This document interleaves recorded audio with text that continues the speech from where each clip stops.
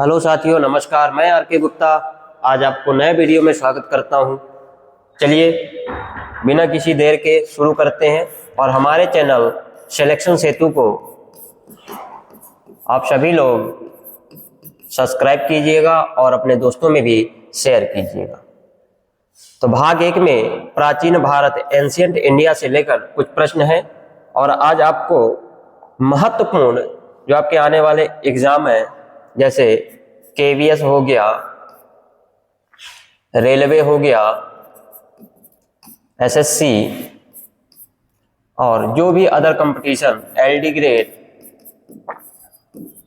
जो भी एग्जाम है, सभी के लिए ये वीडियो बहुत महत्वपूर्ण होने वाला है। तो बिना किसी देर किए हुए चलिए वीडियो की शुरुआत करते हैं। आज का पहला प्रश्न है, भारतीय पुरातत्व का जनक किसे कहा जाता है? तो बात करें भारतीय पुरातत्व के जनक की, तो ये है आपके अलेक्जेंडर कनिंघम। किनको कहा जाता है भारतीय पुरातत्व का जनक? अलेक्जेंडर कनिंघम को। बढ़ेंगे अगले प्रश्न पे। किस काल में मानव ने सबसे पहले कृषि करना प्रारंभ किया था? अर्थात कृषि का जो सबसे पहला प्रमाण मिलता है वो किस काल से मिलता है? इसका जो सही जवाब है नवपाषाण काल। अर्थात खेती किसानी की जो शुरुआत हुई थी सबसे पहले वो किस काल में देखने को मिलती है? ये मिलती है आपके नवपाषाण काल में। सिंधु घाटी सभ्यता में विशाल स्नानागार यानी ग्रेट बाथ ये कहां से प्राप्त हुआ है? तो सिंधु घाटी सभ्यता में जो विशाल स्नानागार मिला है, ये मिला है आपके मोहनजोदड़ो से। कहां से प्राप्त हुआ भैया? मोहनजोदड़ो से प्राप्त हुआ है। हड़प्पा सभ्यता किस युग की सभ्यता थी? अर्थात कह सकते हैं कि हड़प्पा सभ्यता को किस युग की सभ्यता के नाम से जाना जाता है? तो ये थी आपकी कांस्य युगीन सभ्यता। अर्थात इस सभ्यता से जुड़े जो भी औजार, मूर्तियां, बर्तन, इनको बनाने में कांसा धातु का यूज ज्यादा हुआ था, इसलिए इसको किस नाम से हम लोग जानते हैं? कांस्य युगीन सभ्यता के नाम से। तो हड़प्पा सभ्यता का दूसरा नाम क्या हो जाता है? कांस्य युगीन सभ्यता। ऋग्वेद के किस मंडल में गायत्री मंत्र का उल्लेख मिलता है? तो बात करें गायत्री मंत्र की, तो ये मिलता है ऋग्वेद के 3रे मंडल में। प्रश्न काफी इंपॉर्टेंट हो जाता है, कॉम्पिटिटिव एग्जाम में बार बार पूछा जाता है कि गायत्री मंत्र का उल्लेख ऋग्वेद के किस मंडल में वर्णित है? तो इसका सही जवाब है आपका 3रे मंडल में। सत्यमेव जयते किस उपनिषद से लिया गया है? तो बात करेंगे सत्यमेव जयते की, तो ये आपका मुंडकोपनिषद से लिया गया है। कहां से लिया गया है? मुंडकोपनिषद से। किसे लिया गया है? सत्यमेव जयते। बौद्ध धर्म के त्रिरत्न कौन से हैं?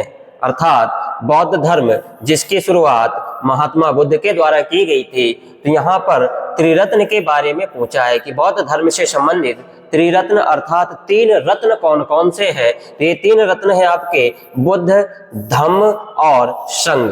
बुद्ध, धम्म और संघ, इन्हीं को मिलाकर के त्रिरत्न के नाम से जाना जाता है। अगला प्रश्न है आपका, महात्मा बुद्ध ने अपना प्रथम उपदेश कहाँ दिया था? तो महात्मा बुद्ध ने अपना जो पहला उपदेश दिया था वो दिया था सारनाथ में। कहाँ पे दिया था भैया? सारनाथ में दिया था। और इस उपदेश को किस नाम से जाना गया था? इसे कहते हैं धर्म चक्र प्रवर्तन। किस नाम से जानते हैं इसको? धर्म चक्र प्रवर्तन के नाम से भी जानते हैं। अगला प्रश्न है, जैन धर्म के 24वें तीर्थंकर कौन थे? कौन थे भैया? जैन धर्म के 24वें तीर्थंकर, तो ये हैं आपके महावीर स्वामी। आप कमेंट बॉक्स में जवाब देंगे कि पहले नंबर के तीर्थंकर कौन थे। इसका जवाब आप लोग कमेंट बॉक्स में देंगे। और वहीं आप जवाब देंगे 23वें नंबर के कौन थे? 23वें नंबर के कौन थे? तो पहला और 23वां, ये आप जवाब कमेंट बॉक्स में दीजिएगा इसका। मगध की प्रथम राजधानी कौन सी थी? तो बात करेंगे मगध की प्रथम राजधानी, तो ये राजगृह थी। क्या थी? राजगृह, जिसका नाम गिरिव्रज के नाम से भी प्रसिद्ध था। गिरिव्रज या राजगृह। इंडिका पुस्तक के लेखक कौन है? इंडिका पुस्तक के लेखक कौन है? तो ये थे आपके मेगस्थनीज। कौन थे? मेगस्थनीज। और यहीं पे मेगस्थनीज किसके शासनकाल में आए थे? तो ये आए थे आपके हर्षवर्धन के शासनकाल में। हर्षवर्धन के शासनकाल में।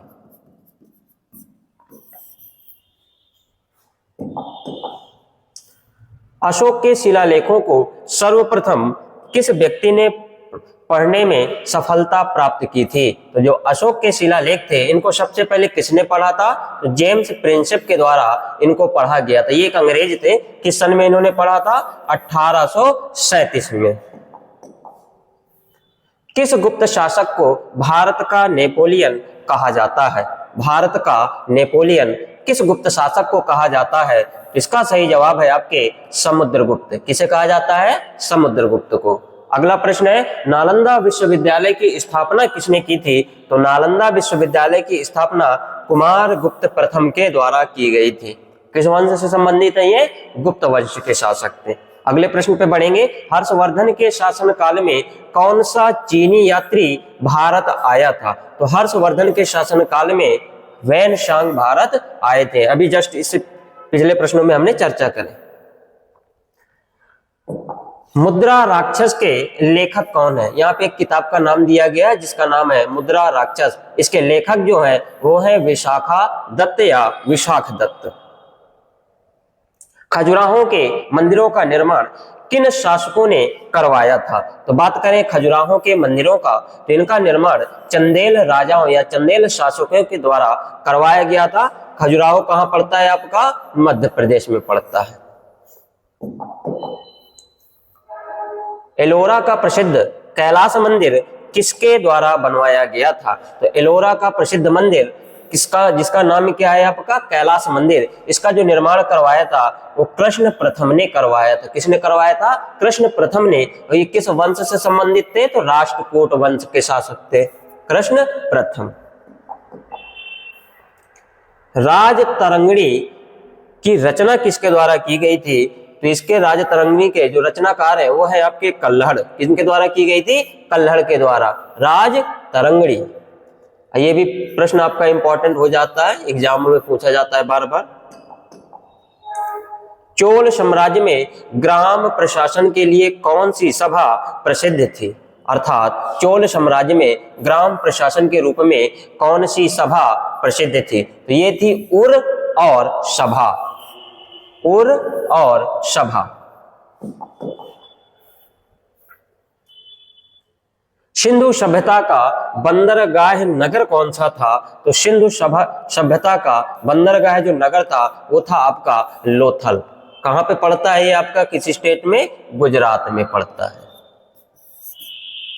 गायत्री मंत्र की रचना किसने की थी? तो गायत्री मंत्र की रचना विश्वामित्र के द्वारा की गई थी। किसके द्वारा की गई थी? विश्वामित्र के द्वारा। सिकंदर ने भारत पर कब आक्रमण किया था? तो सिकंदर ने आक्रमण किया था 326 ईसा पूर्व। कब किया था? 326 ईसा पूर्व। कनिष्क की राजधानी कहाँ थी? तो कनिष्क की राजधानी पुरुषपुर या फिर इसका नया नाम पेशावर हो जाता है। तो कनिष्क की राजधानी कहाँ पर थी? पुरुषपुर में थी या पेशावर में थी? गुप्त संवत की शुरुआत किसके द्वारा की गई थी? तो बात करेंगे गुप्त संवत की शुरुआत ये चंद्रगुप्त प्रथम के द्वारा की गई थी, जो 319 से लेकर के 320 के मध्य में थी। विक्रमशिला विश्वविद्यालय का संस्थापक कौन था? तो विक्रमशिला विश्वविद्यालय के संस्थापक थे आपके धर्मपाल। कौन थे? धर्मपाल। अगला प्रश्न है, महाबलीपुरम के रथ मंदिरों का निर्माण किसने करवाया था? तो महाबलीपुरम के रथ मंदिरों का निर्माण नरसिंहवर्मन प्रथम के द्वारा करवाया गया था। किनके द्वारा करवाया गया था? नरसिंहवर्मन प्रथम। पंचतंत्र के लेखक कौन है? तो पंचतंत्र के लेखक है आपके विष्णु शर्मा। कौन है भैया? विष्णु शर्मा। किस अभिलेख से सती प्रथा का पहला लिखित साक्ष्य प्राप्त होता है? किस अभिलेख से सती प्रथा, पुराने समय में सती प्रथा का जो प्रचलन था वो बहुत जोरों पर था। सती प्रथा का अर्थ यहाँ पे हम बताए दे रहे हैं कि जैसे हस्बैंड या पति खत्म हो जाता था तो जो स्त्री होती थी उनको उनके साथ में अर्थात अपने पति के साथ में जल करके मर जाना होता था, जिसे सती प्रथा का नाम देते थे। तो ये किस अभिलेख में वर्णित है? ये है आपका एरण अभिलेख। सती प्रथा का अभिलेख जो मिलता है ये किस अभिलेख में है? एरण अभिलेख में। अशोक ने कलिंग युद्ध किस वर्ष लड़ा था? तो अशोक ने कलिंग युद्ध जो लड़ा था वो लड़ा था 200 ईसा पूर्व। कब लड़ा था भैया? 200 ईसा पूर्व, 261 ईसा पूर्व। ध्यान दीजिएगा, 261 ईसा पूर्व। गौतम बुद्ध को ज्ञान की प्राप्ति कहाँ हुई थी? तो गौतम बुद्ध को ज्ञान की प्राप्ति बोध गया में हुई थी, जो प्रेजेंट समय में आपके बिहार राज्य में पड़ता है। बोध गया कहाँ पड़ेगा? आपका बिहार स्टेट में। जैन धर्म में कैवल्य का अर्थ क्या था? तो बात करें कैवल्य की, तो कैवल्य का अर्थ था पूर्ण ज्ञान, अर्थात कह सकते हैं ज्ञान की पूरी तरह से जो प्राप्ति हो जाती थी उसे कैवल्य के नाम से जानते थे।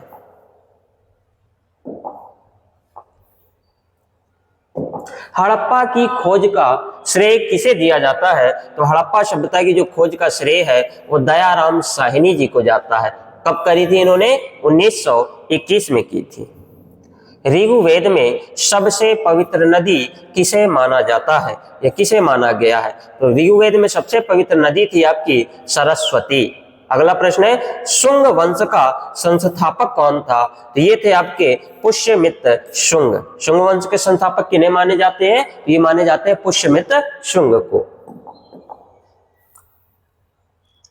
सातवाहन वंश की राजधानी क्या थी? तो बात करें सातवाहन वंश की राजधानी की, तो ये थी प्रतिष्ठान, या फिर इसी का दूसरा नाम था पैठन।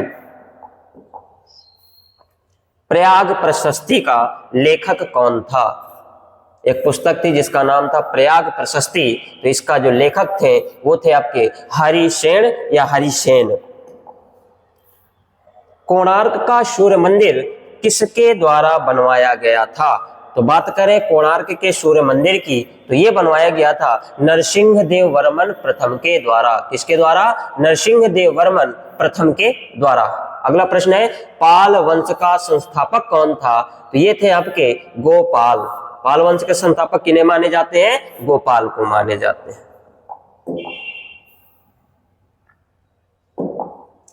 मिहिर भोज किस वंश का सबसे प्रतापी राजा था? मिहिर भोज किस वंश का सबसे प्रतापी राजा था? तो ये थे आपके गुर्जर प्रतिहार वंश के। किस वंश के थे? गुर्जर प्रतिहार वंश के। अगला प्रश्न है, तृतीय बौद्ध संगीति किसके शासनकाल में हुई थी? तो तृतीय बौद्ध संगीति जो हुई थी ये हुई थी आपके अशोक के शासनकाल में।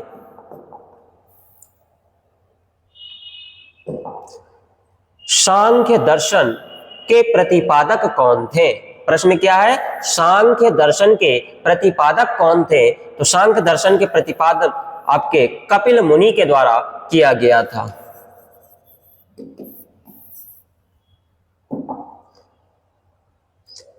भीम बेटिका की गुफाएं किसके लिए प्रसिद्ध है?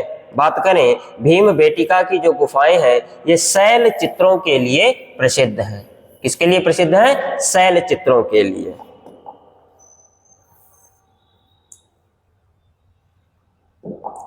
जूनागढ़ अभिलेख का संबंध किस शासक से है?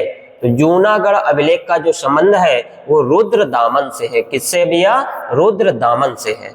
मिलिंद पन्हो ग्रंथ किससे संबंधित है? मिलिंद पन्हो ग्रंथ का जो संबंध है वो किस व्यक्ति के द्वारा है? तो ये है आपके राजा मिलिंद, जिन्हें मिनांडर कहते थे, और नागसेन। दो चीजें हैं यहाँ पे, राजा मिलिंद जिन्हें मिनांडर के नाम से जानते थे और दूसरे शासक थे नागसेन। तो किसका संबंध? मिलिंद पन्हो ग्रंथ का संबंध तो राजा मिलिंद और नागसेन से है। संगम साहित्य की भाषा क्या थी? तो यहाँ पर संगम साहित्य की जो भाषा थी वो आपकी तमिल थी। कौन सी भाषा थी? तमिल थी। चालुक्य वंश की राजधानी कहाँ थी? तो चालुक्य वंश की जो राजधानी थी वो थी आपकी वातापी। कहाँ पे थी? वातापी। अगला प्रश्न है, पुलकेशिन द्वितीय ने हर्षवर्धन को किस नदी के तट पर हराया था? प्रश्न को ध्यान से पढ़िएगा। पुलकेशिन द्वितीय ने हर्षवर्धन को किस नदी के तट पर हराया था? तो इसका सही जवाब है नर्मदा नदी। वेदों की ओर लौटो का नारा किसके द्वारा दिया गया था? तो वेदों की ओर लौटो का जो नारा दिया गया था यह दिया गया था दयानंद सरस्वती। किसके द्वारा दिया गया था? दयानंद सरस्वती के द्वारा दिया गया था। सिंधु सभ्यता में जुते हुए खेत का साक्ष्य या प्रमाण कहां से मिलता है? तो जुते हुए खेत का जो प्रमाण है वो कालीबंगा से मिलता है। कहां से मिलता है? कालीबंगा से मिलता है।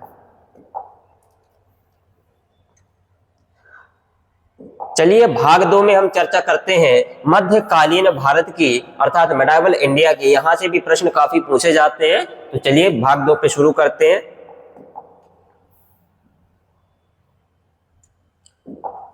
भारत पर आक्रमण करने वाला प्रथम मुस्लिम कौन था? तो भारत पर आक्रमण करने वाले प्रथम जो मुस्लिम थे वो थे मोहम्मद बिन कासिम। कौन थे? मोहम्मद बिन कासिम। कब इन्होंने किया था? तो 712 ईस्वी में। सोमनाथ मंदिर पर महमूद गजनवी ने कब आक्रमण किया था? तो सोमनाथ मंदिर में महमूद गजनवी ने आक्रमण किया था 1025 ईस्वी में। कब किया था? 1025 ईस्वी में। किस मंदिर में? सोमनाथ मंदिर में।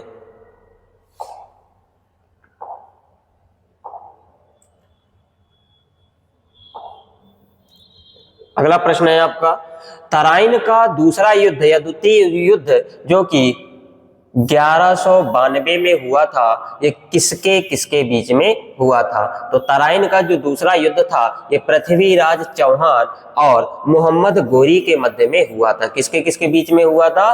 पृथ्वीराज चौहान और मोहम्मद गोरी के बीच में हुआ था। अगला प्रश्न है, लाख बख्श के नाम से किस शासक को जाना जाता है? लाख बख्श का अर्थ होता है लाखों का दान करने वाला, अर्थात इसको किस शासक के रूप में जाना जाता है? तो ये थे आपके कुतुबुद्दीन ऐबक। क्या नाम था भैया? कुतुबुद्दीन ऐबक। दिल्ली में कुतुब मीनार का निर्माण किसके द्वारा करवाया गया था? दिल्ली में कुतुब मीनार का निर्माण किसने पूरा करवाया था?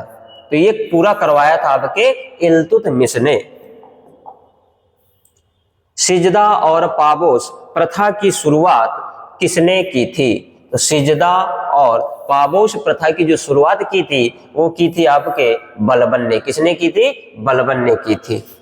मोस्ट इंपॉर्टेंट प्रश्न है, पेपर की दृष्टि से याद रखेंगे। सिजदा और पाबोस प्रथा की जो शुरुआत की थी वो बलबन के द्वारा की थी। बाजार नियंत्रण प्रणाली किस सुल्तान ने लागू की थी? तो बात करें बाजार नियंत्रण प्रणाली की तो ये लागू की थी आपके अलाउद्दीन खिलजी ने। किसने लागू की थी? अलाउद्दीन खिलजी ने। अगला प्रश्न है, किस सुल्तान को पागल या रक्त पिपासु अर्थात रक्त पीने वाला, रक्त पिपासु रक्त को पीने वाला या फिर पागल की संज्ञा दी गई थी? तो ये थे आपके मोहम्मद बिन तुगलक। इनको मोहम्मद बिन तुगलक, शॉर्टकट में इसको MBT के नाम से भी हम लोग जान सकते हैं, याद रख सकते हैं। सांकेतिक मुद्रा अर्थात टोकन करेंसी का प्रचलन किसने कराया था? तो सांकेतिक मुद्रा का जो प्रचलन कराया था वो मोहम्मद बिन तुगलक ने ही कराया था, अर्थात MBT ने ही सांकेतिक मुद्रा का प्रचलन करवाया था।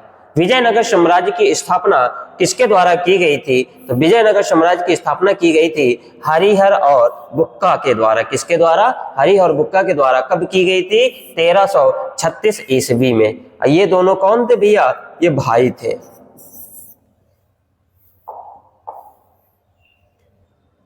अष्ट दिग्गज किसके दरबार में रहते थे? तो बात करें अष्ट दिग्गज की, तो ये रहते थे आपके कृष्णदेव राय के दरबार में। किसके दरबार में रहते थे? कृष्णदेव राय के दरबार में। आगरा शहर की स्थापना किसके द्वारा की गई थी? तो आगरा शहर की स्थापना की गई थी सिकंदर लोदी के द्वारा। कभी की गई थी? 1504 ईस्वी में। कबीर के उपदेशों का संग्रह किस ग्रंथ में मिलता है? तो कबीर के उपदेशों का संग्रह ये मिलता है आपके बीजक में। किसमें मिलता है? बीजक में। और इनके अलावा अन्य इनकी रचनाएं थी साखी, शबद और रमैनी, ये भी रचनाएं हैं। बीजक भी इनकी महत्वपूर्ण रचना है। तो कबीर के जो उपदेशों का संग्रह है वो आपके बीजक में मिलता है। पानीपत का प्रथम युद्ध कब हुआ था? तो बात करें पानीपत के प्रथम युद्ध की, तो ये हुआ था 1526 ईस्वी में। किनके मध्य हुआ था? तो बाबर और इब्राहिम लोदी के मध्य हुआ था। किनके मध्य हुआ था? तो बाबर और इब्राहिम लोदी के मध्य हुआ था। खानवा का युद्ध जो कि 1527 में हुआ था, ये किनके बीच लड़ा गया था? तो खानवा का युद्ध ये लड़ा गया था बाबर और राणा सांगा के मध्य में। अगला प्रश्न है हुमायूं नामा की रचना किसने की थी? तो हुमायूं नामा की रचना ये गुलबदन बेगम ने की थी। किसने की थी? गुलबदन बेगम ने की थी। शेरशाह सूरी का मकबरा कहाँ स्थित है? तो शेरशाह सूरी का मकबरा सासाराम बिहार में स्थित है। कहाँ पे? सासाराम बिहार में स्थित है। हल्दी घाटी का युद्ध जो कि 1576 में लड़ा गया था, किसके बीच में हुआ था? तो हल्दी घाटी का जो युद्ध हुआ था वो अकबर और महाराणा प्रताप के मध्य में हुआ था। अकबरनामा जिसे हम लोग आईने अकबरी के नाम से भी जानते हैं, इसको किसने लिखा था? तो आईने अकबरी या अकबरनामा को जो लिखने वाले हैं वो है आपके अबुल फजल। अकबरनामा या आईने अकबरी या अबुल फजल के द्वारा लिखी गई। दीन ए इलाही धर्म किसने चलाया था? या कह सकते हैं दीन ए इलाही धर्म की जो स्थापना की थी ये किस व्यक्ति के द्वारा की गई थी? तो ये की गई थी आपके अकबर के द्वारा। किस मुगल शासक के काल को चित्रकला का स्वर्णकाल कहा जाता है? मोस्ट इंपॉर्टेंट प्रश्न है। एलटी ग्रेड का जो भी एग्जाम आ रहा है इस समय, उनकी दृष्टि से ये जो प्रश्न हम करवा रहे हैं बहुत ही महत्वपूर्ण साबित होने वाले हैं। तो ध्यान से प्रश्नों को पढ़ते हुए आगे जवाब देने का प्रयास कीजिएगा आप लोग भी। किस मुगल शासक के काल को चित्रकला का स्वर्णकाल कहा जाता है? तो ये है आपका जहांगीर के शासनकाल को। प्रश्न को फिर से देख लीजिए, चित्रकला का स्वर्णकाल, तो ये कहते हैं जहांगीर के शासनकाल को। अगला प्रश्न है आपका, ताजमहल का मुख्य वास्तुकार कौन था? अर्थात आप कह सकते हैं कि जो ताजमहल का डिजाइन तैयार किया था वो किस व्यक्ति के द्वारा तैयार किया गया था? ये थे उस्ताद अहमद लाहौरी। किनके द्वारा तैयार किया गया था ताजमहल का डिजाइन? उस्ताद अहमद लाहौरी के द्वारा। अगला प्रश्न है, शिवाजी का राज्याभिषेक कहाँ हुआ था? अर्थात शिवाजी को राजा की उपाधि या राजा बनाया गया था तो किस जगह पर बनाया गया था? तो ये जगह थी आपकी रायगढ़। कहाँ पे? रायगढ़ में।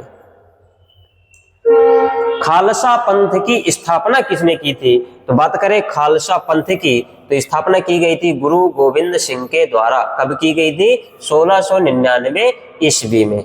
अगला प्रश्न है, मयूर सिंहासन अर्थात तख्ते ताउत, मयूर सिंहासन को और किस उपनाम से जानते हैं? तख्ते ताउस पर बैठने वाला अंतिम मुगल बादशाह कौन था? तो मयूर सिंहासन पर बैठने वाले अंतिम मुगल शाह थे आपके मोहम्मद शाह। कौन थे? मोहम्मद शाह। इन्हें रंगीला के नाम से या रंगीला बादशाह के नाम से भी जाना जाता है। रंगीला बादशाह क्यों कहते थे? क्योंकि ये हर दिन अलग अलग रंग बिरंगे कपड़े पहन के आते थे, इसलिए इनको रंगीला बादशाह की संज्ञा भी दी जाती है। भारत में ग्रैंड ट्रंक रोड अर्थात जीटी रोड, इसका निर्माण किसने करवाया था? तो भारत में जीटी रोड का निर्माण करवाया था शेरशाह सूरी ने, या इसी को ग्रैंड ट्रंक रोड के नाम से भी जानते हैं। तो जीटी रोड का निर्माण किसने करवाया? शेरशाह सूरी ने। तुगलकनामा का लेखक कौन था? तो तुगलकनामा के जो लेखक थे वो थे अमीर खुसरो। किसके द्वारा तुगलकनामा लिखी गई है? अमीर खुसरो के द्वारा। किस सुल्तान ने ब्राह्मणों पर भी जजिया कर लागू कर दिया था? ब्राह्मणों पर जजिया कर लागू कर दिया था। तो ये थे आपके फिरोज शाह तुगलक, या इन्हीं को FST के नाम से भी याद रख सकते हैं, फिरोज शाह तुगलक। अगला प्रश्न है आपका, 2.5 दिन का झोपड़ा कहाँ स्थित है? 2.5 दिन का झोपड़ा, ये एक इमारत बनवाई गई थी, तो ये कहाँ पे स्थित है आपकी? ये अजमेर में स्थित है। कहाँ पे स्थित है? अजमेर में स्थित है। कृष्णदेव राय ने कौन सी पुस्तक लिखी थी? तो बात करें कृष्णदेव राय ने, तो इन्होंने जो पुस्तक लिखी थी वो थी अमुक्त माल्याद। क्या नाम था? अमुक्त माल्याद। जो किस भाषा में लिखी गई थी? ये लिखी गई थी तेलुगु भाषा में। रजिया सुल्तान किसकी पुत्री थी? तो बात करें रजिया सुल्तान की, ये इल्तुतमिश की पुत्री थी और ये प्रथम मुस्लिम शासिका भी थी। प्रथम मुस्लिम शासिका। कभी कभी प्रश्न पूछ लेता है कि भारत की प्रथम मुस्लिम शासिका कौन थी? तो ये थी आपकी रजिया सुल्तान, जो कि इल्तुतमिश की पुत्री थी। अमीर खुसरो को किस वाद्य यंत्र का आविष्कारक माना जाता है? यानी अमीर खुसरो जो रचनाकार थे, इनको किस वाद्य यंत्र का आविष्कारक माना जाता है? तो इन्होंने सितार और तबला का आविष्कार किया था। किसका किसका? सितार और तबला का आविष्कार अमीर खुसरो के द्वारा किया गया था। भक्ति आंदोलन को दक्षिण भारत से उत्तर भारत में लाने का श्रेय किसे दिया जाता है? तो भक्ति आंदोलन को दक्षिण भारत से उत्तर भारत में लाने का श्रेय ये रामानंद जी को दिया जाता है। किसे दिया जाता है? रामानंद जी को। सेशन आपको अच्छा लग रहा हो तो लाइक कीजिएगा और अपने दोस्तों के साथ में भी शेयर कीजिएगा। बढ़ते हैं अगले प्रश्न पे। रामचरितमानस की रचना तुलसीदास ने किसके शासन काल में की थी? कल हमने चर्चा किया था तुलसीदास के बारे में। इनका जो जन्म हुआ था वो चित्रकूट के बांदा के राजापुर गांव में, राजापुर गांव में, जो कि चित्रकूट के पास ही पड़ता है राजापुर, लेकिन बांदा जिला लगता है, तो चित्रकूट से जुड़ा हुआ है बिल्कुल राजापुर गांव। ध्यान रखिएगा इस चीज का। तो तुलसीदास ने किसके शासनकाल में रामचरितमानस की रचना की थी? तो ये रचना की थी अकबर के शासनकाल में। अगला प्रश्न है आपका, पुरंदर की संधि जो कि 1665 में हुई थी, ये किसके किसके बीच हुई थी? तो पुरंदर की जो संधि हुई थी ये शिवाजी और जयसिंह के मध्य हुई थी। अगला प्रश्न है, पानीपत का तीसरा युद्ध जो कि 1761 में लड़ा गया था, ये किसके किसके मध्य हुआ था? तो पानीपत का तीसरा युद्ध जो हुआ था ये अहमद शाह अब्दाली और मराठा के मध्य में हुआ था। गुरु ग्रंथ साहिब का संकलन किसने किया था? तो गुरु ग्रंथ साहिब का जो संकलन किया था वो गुरु अर्जुन देव ने किया था। किसने किया था? गुरु अर्जुन देव ने किया था। मुगल काल में मीरे बख्शी किस विभाग का प्रमुख होता था? मीरे बख्शी, या कहीं कहीं किताबों में मीर बख्शी भी मिल जाता था। तो ये है आपके सैन्य विभाग के प्रमुख के रूप में किसे जाना जाता था मुगल काल में? मीर बख्शी को। मीर बख्शी यानी सैन्य विभाग के मुखिया होते थे या विभाग प्रमुख होते थे। सरदेश मुखी और चौथ कर किसने लगाए थे? यहाँ पे 2 करों की टैक्स की बात चल रही है। नाम था सरदेश मुखी और चौथ, यानी ये जो टैक्स या कर लगाए गए थे तो किसके द्वारा लगाए गए थे? ये लगाए गए थे शिवाजी के द्वारा, और शिवाजी मराठा साम्राज्य के संस्थापक भी थे। गोलकुंडा का किला कहाँ स्थित है? तो गोलकुंडा का किला स्थित है आपके हैदराबाद में। कहाँ स्थित है? हैदराबाद में। किस शासक ने अपनी राजधानी दिल्ली से दौलताबाद स्थानांतरित की थी? तो दिल्ली से दौलताबाद अपनी राजधानी कौन ले गया था? तो ये थे आपके मोहम्मद बिन तुगलक, MBT। कहां से कहां राजधानी? दिल्ली से दौलताबाद। तो कौन जवाब है? क्या जवाब है इसका? मोहम्मद बिन तुगलक। अगला प्रश्न है आपका, इबादत खाना, इबादत खाना अर्थात प्रार्थना भवन, जहां पर लोग मिलकर प्रार्थना करते थे, भगवान का पूजन करते थे। इसका निर्माण किस शासक ने या किसके द्वारा करवाया गया था? तो इबादत खाने का जो आविष्कार था या निर्माण था, ये करवाया गया था अकबर के द्वारा। और कहाँ कराया गया था? फतेहपुर सीकरी में। इबादत खाना क्या था आपका? प्रार्थना भवन था या प्रार्थना स्थल था। न्याय की जंजीर किस मुगल बादशाह ने लगवाई थी? मोस्ट इंपॉर्टेंट प्रश्न है। न्याय की जंजीर किस मुगल शासक ने या बादशाह ने लगवाई थी? तो ये लगवाई थी आपके जहांगीर ने। किसने लगवाई थी? जहांगीर ने लगवाई थी। वास्को डी गामा भारत कब आया था? तो बात करें वास्को डी गामा की, तो ये पहले कालीकट बंदरगाह में पहुंचे थे। तो कब आए थे? तो 1498 ईस्वी में। अगला प्रश्न है, विजयनगर साम्राज्य के अवशेष कहां से प्राप्त हुए थे? तो ये प्राप्त हुए थे आपके हम्पी से। हम्पी कहां पड़ता है आपका? कर्नाटक राज्य में पड़ता है। अगला प्रश्न है, तूतीय हिंद या भारत का तोता ये किसे कहा जाता है? तूतीय हिंद या भारत का तोता ये किसे कहा जाता है? तो ये कहा जाता है अमीर खुसरो को। ये भी प्रश्न पेपर की दृष्टि से काफी इंपॉर्टेंट रहने वाला है, तो ध्यान दीजिएगा। तूतीय हिंद या भारत का तोता ये अमीर खुसरो को कहा जाता है। जौनपुर नगर की स्थापना किसकी स्मृति में की गई थी? तो जौनपुर नगर की स्थापना जो की गई थी, ये मोहम्मद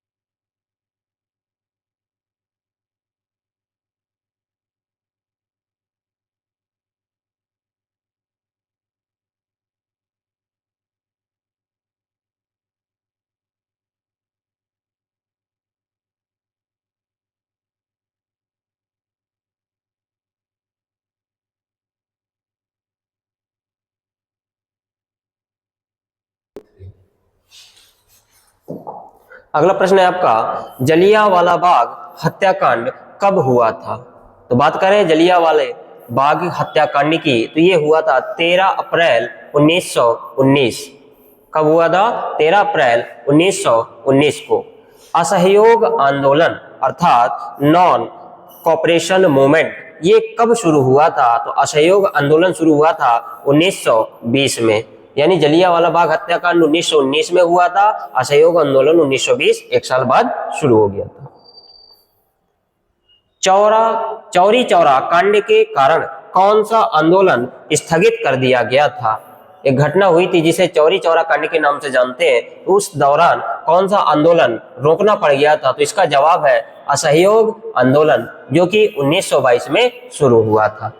स्वराज पार्टी की स्थापना किसने की थी? ये की थी मोतीलाल नेहरू और चित्तरंजन दास ने। किसने की थी? मोतीलाल नेहरू और चित्तरंजन दास ने। कब की थी? 1923 में। साइमन कमीशन भारत कब आया था? तो साइमन कमीशन भारत आया था 1928 में। कब आया था? 1928 में। पूर्ण स्वराज की मांग कांग्रेस के किस अधिवेशन में रखी गई थी? तो बात करें पूर्ण स्वराज की मांग की, तो ये रखी गई थी आपके लाहौर अधिवेशन में, जो कि कब हुआ था? 1929 में। मोस्ट इंपॉर्टेंट प्रश्न है ये,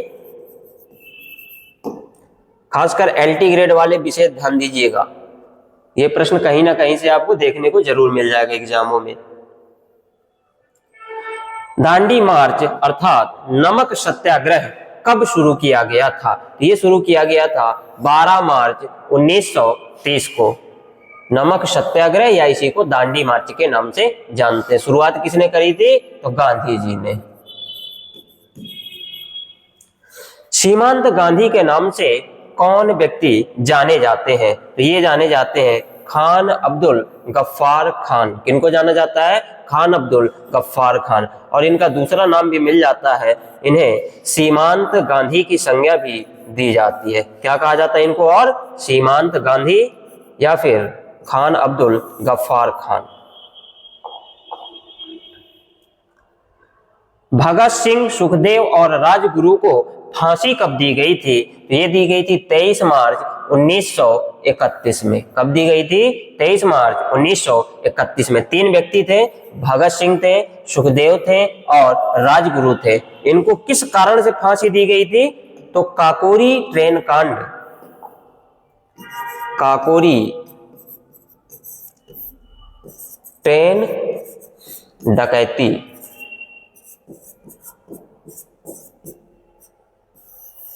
काकोरी ट्रेन को इन्होंने लूटा था, जिसके कारण भगत सिंह, राजगुरु और सुखदेव को फांसी की सजा सुनाई गई थी। अगले प्रश्न पे बढ़ते हैं। तीनों गोलमेज सम्मेलनों में भाग लेने वाले नेता कौन थे? तो बात करें तीनों गोलमेज सम्मेलनों में भाग लेने वाले जो नेता थे वो थे डॉक्टर B.R. अम्बेडकर। अर्थात B.R. अम्बेडकर तीनों गोलमेज सभाओं में भाग लिया था। पूना पैक्ट जो कि 1932 में लागू हुआ था, किनके बीच हुआ था? तो ये हुआ था गांधी जी और अम्बेडकर के बीच में। फॉरवर्ड ब्लॉक की स्थापना किसने की थी? तो बात करें फॉरवर्ड ब्लॉक की, तो ये किया था आपके सुभाष चंद्र बोस ने। किसने किया था? सुभाष चंद्र बोस ने। किस सन में? 1939 में। करो या मरो का नारा किस आंदोलन में दिया गया था? डू और डाई। करो या मरो का जो नारा दिया गया था, ये दिया था भारत छोड़ो आंदोलन। किस आंदोलन में दिया गया था? भारत छोड़ो आंदोलन, जो कि 1942 में शुरू हुआ था। आजाद हिंद फौज का गठन किसने किया था? तो आजाद हिंद फौज का गठन ये रास बिहारी बोस ने किया था। किसने किया था? रास बिहारी बोस ने किया था। और इसी का दोबारा से गठन यानी पुनर्गठन किसके द्वारा किया गया था? ये किया गया था सुभाष चंद्र बोस के द्वारा किया गया था। कैबिनेट मिशन भारत कब आया था? तो बात करें कैबिनेट मिशन की, तो ये भारत आया था आपका 1946 में। कब आया था? 1946 में। स्वतंत्र भारत के प्रथम गवर्नर जनरल कौन बने थे? तो स्वतंत्र भारत के प्रथम गवर्नर जनरल थे लॉर्ड माउंटबेटन। कौन थे? Lord Mountbatten. अगला प्रश्न है आपका, स्वतंत्र भारत के प्रथम भारतीय गवर्नर जनरल कौन थे? ये थे सी राजगोपालाचारी। दोनों प्रश्नों पे काफी अंतर है, तो ध्यान दीजिएगा, बच्चे कंफ्यूज हो जाते हैं। स्वतंत्र भारत के प्रथम गवर्नर जनरल कौन थे, यानी अंग्रेज गवर्नर जनरल कौन थे? तो लॉर्ड माउंटबेटन हो जाता है। वहीं स्वतंत्र भारत के प्रथम भारतीय गवर्नर जनरल कौन थे? ये आपके सी राजगोपालाचारी हो जाते हैं। दोनों प्रश्न काफी इंपॉर्टेंट हो जाते हैं, ध्यान दीजिएगा, और कंफ्यूज भी बहुत ज्यादा करते हैं।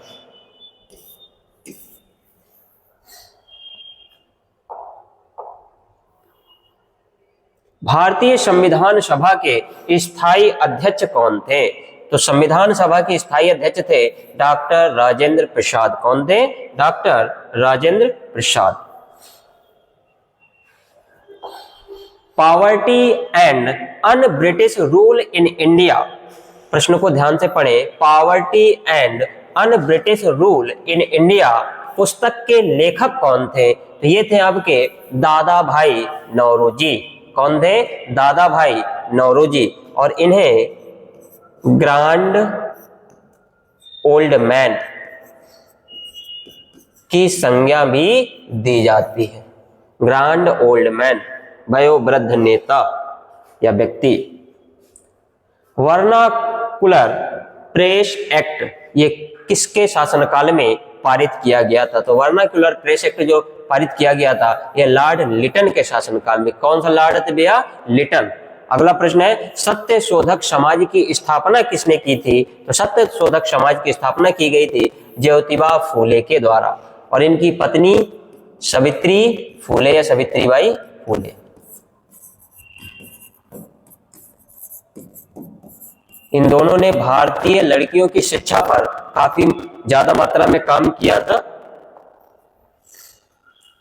नील दर्पण नाटक के लेखक कौन थे? नील दर्पण नाटक के लेखक कौन थे? तो ये थे दीनबंधु मित्र। किसके? नील दर्पण के। अगला प्रश्न है आपका, गदर पार्टी की स्थापना सैन फ्रांसिस्को में किसके द्वारा की गई थी? तो गदर पार्टी की स्थापना सैन फ्रांसिस्को में ये की गई थी लाला हरदयाल के द्वारा। किसके द्वारा की गई थी? लाला हरदयाल के द्वारा। अगला प्रश्न है आपका, काकोरी ट्रेन एक्शन अर्थात काकोरी ट्रेन कांड कब हुआ था? तो ये हुआ था आपके 1925 में। और इसमें कौन कौन शामिल थे? भगत सिंह और सुखदेव और राजगुरु, तीनों लोग शामिल थे इनमें, जिनको फांसी दी गई थी। तीनों व्यक्तियों को फांसी दे दी गई थी। बारदोली सत्याग्रह का नेतृत्व किसके द्वारा किया गया था? तो बारदोली सत्याग्रह का जो नेतृत्व किया गया था यह सरदार वल्लभ भाई पटेल के द्वारा किया गया था। यंग इंडिया और हरिजन पत्रिका के संपादक कौन थे? दो पत्रिकाएं दी गई हैं, यंग इंडिया और हरिजन पत्रिका के संपादक कौन थे? तो ये थे आपके महात्मा गांधी जी। कौन थे? महात्मा गांधी। भूदान आंदोलन की शुरुआत किसने की थी? तो बात करें भूदान आंदोलन, इसकी शुरुआत जो की गई थी वो विनोबा भावे के द्वारा की गई थी। कौन सा आंदोलन था? भूदान आंदोलन। किसके द्वारा शुरू किया गया? विनोबा भावे के द्वारा। अगला प्रश्न है, भारत का लौह पुरुष किसे कहा जाता है? तो भारत के लौह पुरुष के रूप में जाना जाता है सरदार वल्लभ भाई पटेल को। किसे जाना जाता है? सरदार वल्लभ भाई पटेल को। चलिए भाग 4 पे चलते हैं। यहां आपको विश्व इतिहास अर्थात वर्ल्ड हिस्ट्री से कुछ प्रश्न मिलेंगे जो कि एलटी ग्रेड के आने वाले एग्जाम के लिए बहुत ही महत्वपूर्ण साबित होंगे। तो इस सेक्शन को भी चलिए आप लोगों के साथ में मिलकर समाप्त करने का प्रयास करते हैं। पुनर्जागरण की शुरुआत कहां से हुई थी? तो पुनर्जागरण की जो शुरुआत हुई थी वो आपके इटली शहर से हुई थी। कहां से हुई थी? इटली से। और इटली का एक शहर था जिसका नाम था फ्लोरेंस नगर। इटली का शहर था जिसका नाम था फ्लोरेंस नगर। वहां से किसकी शुरुआत हुई थी? पुनर्जागरण। इसका अर्थ होता है फिर से जागना। द लास्ट सफर और मोनालिसा ये किसकी प्रसिद्ध पेंटिंग है? द लास्ट सफर और मोनालिसा ये किसकी प्रसिद्ध पेंटिंग है? इसका जवाब है लियोनार्दो दा विंची। कौन है? Leonardo da Vinci. अगला प्रश्न है धर्म सुधार आंदोलन का जनक किसे माना जाता है? तो धर्म सुधार आंदोलन के जनक के रूप में मार्टिन लूथर को जाना जाता है, जो कि कहां से संबंधित थे? जर्मनी प्रांत या जर्मनी देश से संबंधित। अमेरिका की खोज किसने की थी? तो अमेरिका की खोज का श्रेय कोलंबस को जाता है, जिसने 1492 में खोज किया था। कब हुई थी अमेरिका की खोज? 1492 में। किस व्यक्ति ने की थी? कोलंबस ने की थी। अमेरिकी स्वतंत्रता संग्राम का नायक कौन था? तो बात करें अमेरिकी स्वतंत्रता संग्राम के नायक की, तो ये थे आपके जॉर्ज वाशिंगटन। कौन थे? George Washington. और ये बाद में अमेरिका अर्थात यूएसए के राष्ट्रपति भी बने थे। राष्ट्रपति पद को भी ग्रहण किया था। फ्रांस की क्रांति कब शुरू हुई थी? तो फ्रांस की जो क्रांति हुई थी वो 1789 में हुई थी। कब हुई थी? 1789 में। स्वतंत्रता, समानता और बंधुत्व का नारा ये किस क्रांति में दिया गया था? तीन शब्द हैं, स्वतंत्रता, समानता और बंधुत्व का जो नारा दिया गया था ये किस क्रांति से संबंधित था? तो ये थी आपकी फ्रांस की क्रांति। किस क्रांति से? फ्रांस की क्रांति से, जिसकी शुरुआत 1789 ईस्वी में हुई थी। नेपोलियन बोनापार्ट किस देश का सम्राट था? तो बात करें नेपोलियन बोनापार्ट की, तो ये फ्रांस देश के सम्राट या राजा थे। वाटरलू का युद्ध कब हुआ था? तो वाटरलू का युद्ध हुआ था आपके 1815 ईस्वी में। कब हुआ था? 1815 ईस्वी में। औद्योगिक क्रांति की शुरुआत सबसे पहले कहां या किस देश में हुई थी? तो बात करें औद्योगिक क्रांति की शुरुआत सबसे पहले इंग्लैंड में की गई थी। कहां हुई थी? इंग्लैंड में की गई थी। अगला प्रश्न है आपका कम्युनिस्ट मैनिफेस्टो पुस्तक और दास कैपिटल ये किसके द्वारा लिखी गई पुस्तकें हैं? मोस्ट इंपॉर्टेंट प्रश्न है, विशेष तौर पे ध्यान दीजिएगा। कम्युनिस्ट मैनिफेस्टो और दास कैपिटल ये किसके द्वारा लिखी गई रचनाएं हैं या पुस्तकें हैं? तो कार्ल मार्क्स के द्वारा। किस व्यक्ति ने लिखी है? कार्ल मार्क्स के द्वारा। अगला प्रश्न है प्रथम विश्व युद्ध कब से कब तक चला था? तो प्रथम विश्व युद्ध की शुरुआत 1914 से हुई थी, जो कि 1918 तक लगभग 4 वर्षों तक चला था। 1914 से 1918 तक। वर्साई की संधि जो कि 1919 में हुई थी, किस युद्ध के बाद हुई थी? तो वर्साई की संधि हुई थी प्रथम विश्व युद्ध। कब हुई थी?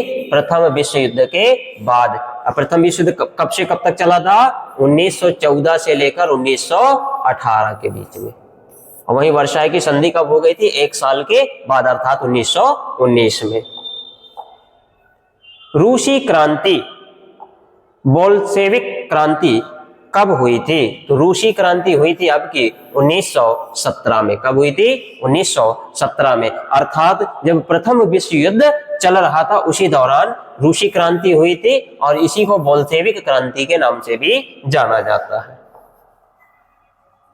अगला प्रश्न है आपका फाशीवाद का जनक किसे माना जाता है? तो फाशीवाद का जनक माना जाता है मुसोलिनी को। किसे माना जाता है? मुसोलिनी को। और ये किस देश से संबंधित थे? तो ये थे आपके इटली देश से। नाजीवाद का संस्थापक किसे माना जाता है, या नाजीवाद के संस्थापक कौन थे? तो ये थे आपके एडोल्फ हिटलर। नाजीवाद के संस्थापक कौन थे? Adolf Hitler. ये किस देश के थे? ये आपके जर्मनी देश से संबंधित। हिटलर की आत्मकथा का नाम क्या है? तो हिटलर की आत्मकथा का नाम है मीन कैम्प। मीन कैम्प का अर्थ होता है मेरा संघर्ष। आत्मकथा है हिटलर की, ध्यान दीजिएगा, मीन कैम्प, इसका अर्थ है मेरा संघर्ष। अगला प्रश्न है द्वितीय विश्व युद्ध की शुरुआत ये कब से हुई थी? तो ये हुई थी 1 सितंबर 1939 से। कब हुई थी? 1 सितंबर 1939 से। अमेरिका ने जापान के हिरोशिमा पर परमाणु बम कब गिराया था? ये गिराया था 6 अगस्त 1945 को, अर्थात द्वितीय विश्व युद्ध के दौरान अमेरिका ने जापान के हिरोशिमा पर क्या गिराया था? परमाणु बम गिरा दिया था। और यहीं पर एक शहर और था हिरोशिमा के साथ में था, जिसका नाम था नागासाकी। नागासाकी की जो तारीख मिलती है वो 7 या 8 अगस्त मिलती है, ध्यान दीजिएगा। ये नागासाकी में किया गया था। और इन पे जो गिराए गए बमों के नाम थे, एक बम था जिसका नाम था लिटिल मैन, और दूसरे परमाणु बम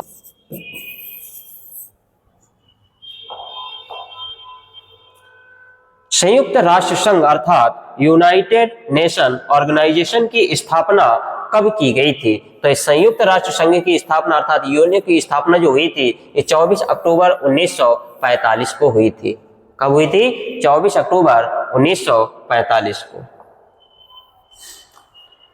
शीत युद्ध, जिसे कोल्ड वॉर के नाम से भी जान सकते हैं, किन दो महाशक्तियों के बीच में हुआ था? अर्थात शीत युद्ध जो हुआ था ये किन दो देशों के मध्य में हुआ था? तो ये हुआ था अमेरिका और सोवियत संघ, जिसे हम लोग रूस के नाम से भी जानते हैं। तो दो देश शामिल थे, अमेरिका और रशिया। अगला प्रश्न है, चीन की क्रांति जो 1949 में हुई थी, इसका नेतृत्व किसके द्वारा किया गया था? तो ये था माओ त्से तुंग, अर्थात चीन की क्रांति की जो नेतृत्व किया गया था वो माओ त्से तुंग के द्वारा किया गया था। सोशल कॉन्ट्रैक्ट अर्थात सामाजिक समझौता पुस्तक किसके द्वारा लिखी गई है? तो ये लिखी गई है आपके रूसों के द्वारा। किसके द्वारा लिखी गई है?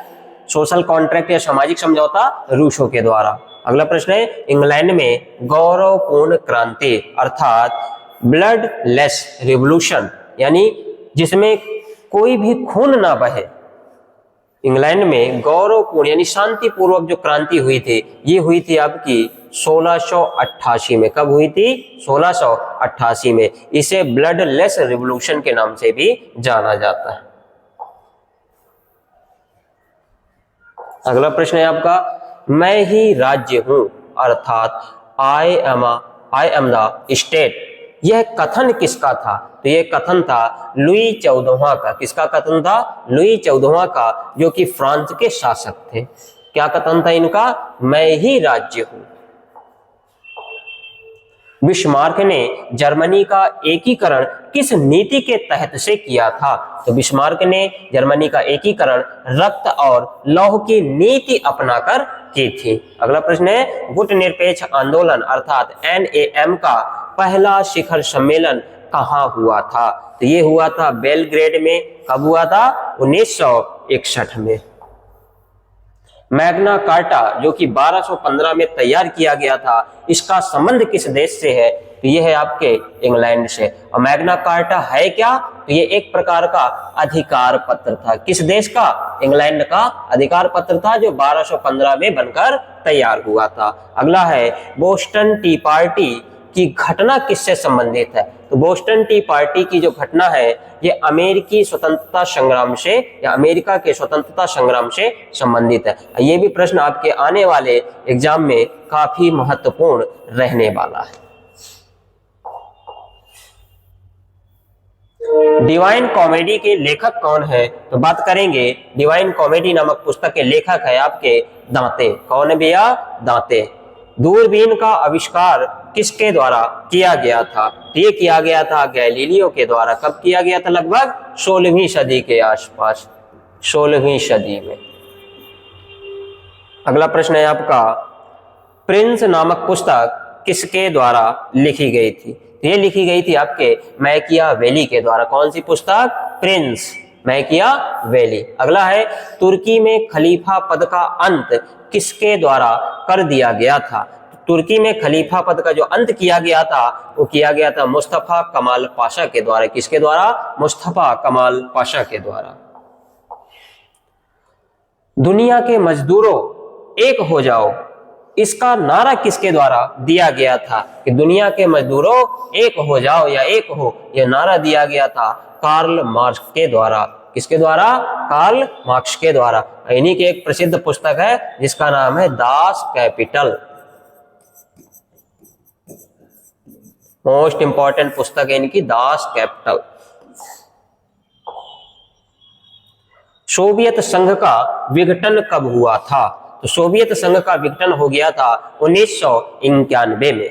अगला प्रश्न है सप्तवर्षीय युद्ध अर्थात 7 वर्षों तक युद्ध किन 2 देशों के बीच में चलता रहा था? तो ये 2 देश थे आपके इंग्लैंड और फ्रांस। किन 2 देशों के मध्य में होता रहा था? इंग्लैंड और फ्रांस के मध्य में। अगला प्रश्न है क्रीमिया का युद्ध जो कि 1853 से शुरू होकर 1856 तक चला था, इसमें किसकी हार हुई थी? तो इसमें रूस हार गया था। कौन सा देश हारा था? रूस हार गया था। किस युद्ध में? क्रीमिया के युद्ध में।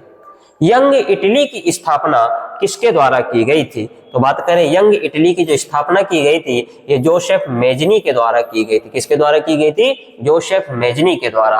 अगला प्रश्न है रेड शर्ट्स अर्थात लाल कुर्ती आंदोलन का नेतृत्व किसने किया था? तो लाल कुर्ती आंदोलन जो किए थे ये करे थे आपके गैरीबाल्डी। किसने किया था? गैरीबाल्डी के द्वारा। पेरिस शांति सम्मेलन कब हुआ था? तो पेरिस शांति सम्मेलन हुई थी आपकी 1919 में। द्वितीय विश्व युद्ध के दौरान अमेरिका के राष्ट्रपति कौन थे? तो अमेरिका के राष्ट्रपति थे फ्रैंकलिन डी रूजवेल्ट। किस समय? द्वितीय विश्व युद्ध के दौरान अर्थात 1939 से लेकर के 1945 के बीच। कौन थे अमेरिका के राष्ट्रपति? Franklin D Roosevelt.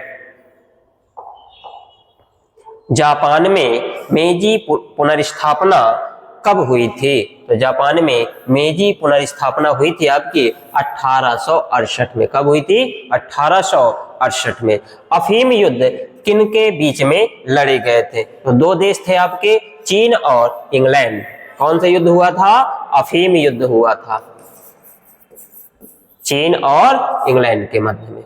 अगला है आपका प्रश्न पुनर्जागरण काल में मानवतावाद का पिता किसे कहा जाता था? तो पुनर्जागरण काल में मानवतावाद का पिता के रूप में पेट्रॉक को जाना जाता है। किन्हें जाना जाता है? पेट्रॉक को।